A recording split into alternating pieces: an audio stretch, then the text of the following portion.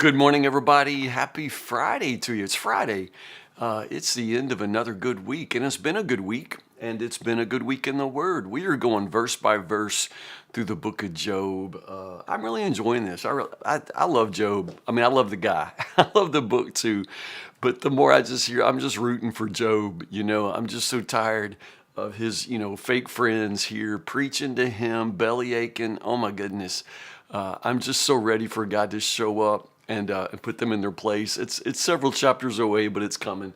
Chapter 17 and 18 is where we are today. Job is continuing the speech that he started yesterday. Yeah, he's still talking.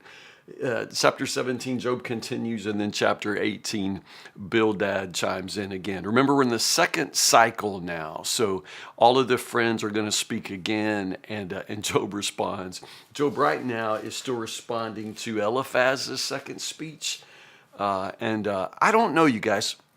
I'm trying to read chapter 17 closely, and there's some portions that are really hard to translate, really hard to understand, but I'm starting to think Job's picking up some strength, and I'll tell you why. Again, he just continues right out of chapter 16 into chapter 17. My spirit is crushed. My life is nearly snuffed out. He just talked about how he's going to go down to the grave, just hoping that there will be a mediator, a friend for him in heaven, but he doesn't really know how to hope for that. He doesn't seem to have anybody here on earth. Verse 3 is just powerful and beautiful. You must defend my innocence, O God. It's interesting how Job kind of goes back and forth because he doesn't have a choice. His theology, his way of knowing God, all he's ever seen and heard, just implies that everything good and bad comes from God, and that it sort of comes and goes based on what you deserve. I mean, that's the sort of tight little logical universe that Job and his friends have always inhabited. But now Job is suffering way out of proportion to anything that he's ever done. You could argue anything that anybody could ever do. Job's sufferings are just unprecedented. And Job is saying, I'm not a perfect man, but I don't deserve all this, And so Job causes us to ponder that question that is harder to even think about. Why is it that sometimes innocent people suffer? Terrible things can happen to people who don't necessarily deserve it. And how is that the way the world works? And so that's the theme, as we've been saying here in Job. And so Job is now, just sort of caught in between this. Only God can judge me. Who said that? Like Tupac is a rapper. I think Tupac said, only God can judge me. So only God can judge Job, and at the same time, Job also feels like God's the one who's just crushing him, So inevitably, it's hard to see God on both sides. God can't be the one grinding me in the dirt and also my only hope for salvation, Now, again, it's the gospel. It's the gospel that shows us the true heart of God. We learn everything there is to know about God by looking at Jesus. But Job doesn't have Jesus. All he has is the weirdness and brokenness of this terrible, beautiful world, and it's just hard to make sense of all of it. So that's why he says, God, you're the only one. You're the only one who can defend my innocence. You know what I've done. And you're the only one. So where are you and why? I mean, his anguish here is just compounded by what is for the moment God's apparent silence. Verse 5 in the New Living Translation kind of bugged me because Job doesn't strike me as the kind of guy that would say, let their children starve. And he doesn't. In verse 5, Job actually quotes a proverb which says more like, if a person betrays their friend if a person speaks against a friend to their own advantage, then their children will go blind. I really think the Hebrew is something to do with their eyes. New Living Translation, I think, is a little bit off there. Remember, Hebrew poetry is very, very, very difficult to translate. It's just really hard to make those choices. But Job's quoting a proverb there and not, cursing his friends, not wishing something bad on all of their children. But notice where it goes from there, because I think it's really kind of Interesting. And again, it's really hard to translate, not just New Living here. It's really hard to translate what Job is saying in verses 8 and 9, primarily because Job does sometimes speak very ironically or sarcastically. All these times when he says, well, you guys are the smartest guys in the world. Well, he doesn't mean it. He thinks they're dummies, But he says, I guess y'all are the smartest guys in the whole world. And, the innocent rise up against the ungodly. Most, I think, translators assume that again, Job is being ironic there, and he means you innocent are rising up against the ungodly.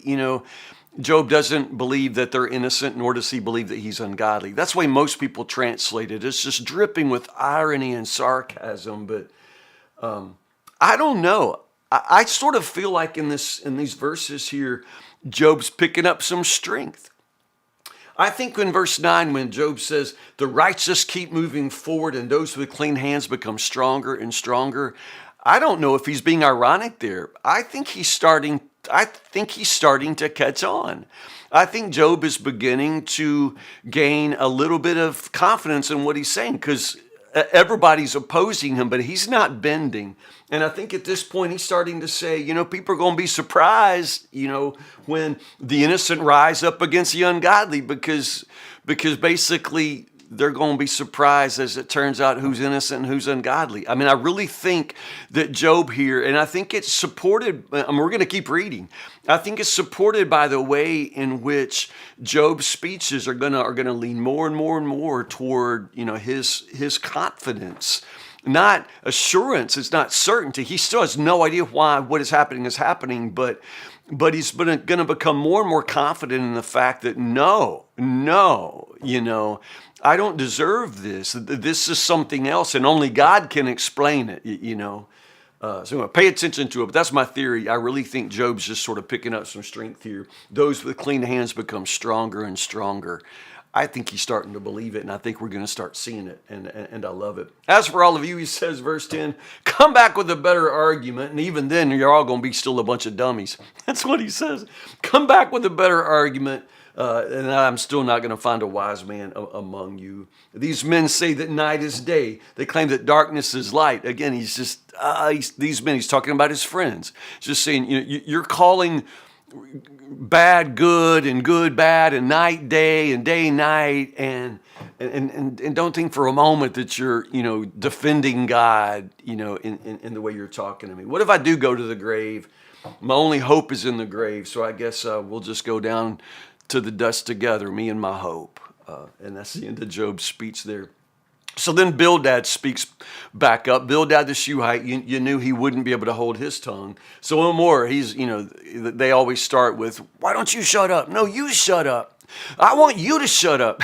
So Bildad says, why don't you shut up? In verse 2, talking to Job, no, you shut up. No, you're a windbag. No, I think you're the windbag. I mean, this is what they do. How long before you stop talking? Speak sense if you want us to answer. If you want a good answer, ask me a good question. Man, these guys, man, what a bunch of goobs, Verse 3 is important. I haven't pointed this out yet, but begin to notice all of the references to animals. But there's this sort of theme in the book of Job that compares animals and humans, or keeps putting them together in such a sense that, and in the speech of God, it's really going to come out later. It's almost like one of the things that they're pondering here is, what's the difference between animals? I mean, we know that people are made in the image of God, but Job keeps putting humans and animals together in a really peculiar way, as if to be asking, what is the place of humankind in creation, vis-a-vis all of the creatures, the wild creatures, and are our lives more meaningful, or do they make any more sense than the lives of the dumb animals? And so verse 3 is one of the places where we say, do you think we're animals? Do you think we're stupid? Do you think we're mere animals?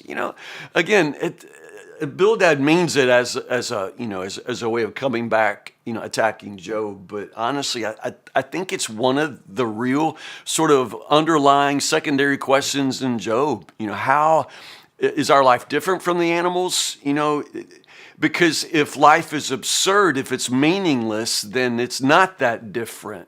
So, and if the meaning isn't found in, the righteous get rewarded and the evil get punished on the spot, then what is life about? If it's not a stable, predictable moral universe, So again, the questions get pretty deep, but just notice the way the book of Job continues to put that question in several different ways. Are we animals? Are we just mere animals? I think of course we're not. But again, Job is willing to ask all the questions. You may tear out your hair in anger, Bildad says, but it's not going to move the earth.